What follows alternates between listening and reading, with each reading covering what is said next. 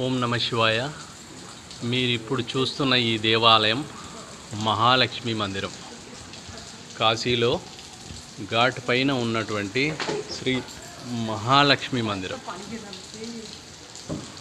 రండి దేవాలయం దర్శనం చేద్దాం. హర హర మహాదేవ మహాదేవ మహాదేవ. ఆంజనేయ స్వామి వారు, అమ్మ దుర్గామాత. ఇన్ని నందులు ఎందుకున్నాయి అంటే ఈ దేవాలయంలో ఏకాదశ రుద్రులు ఉంటారు. ఏకాదశ రుద్రులు. అమ్మ మహాలక్ష్మి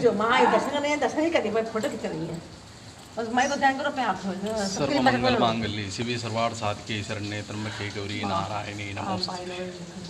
శ్రీమాత్రే నమః. నమో దేవి విశ్వాయ నమో ప్రకృతి మహాదేవ.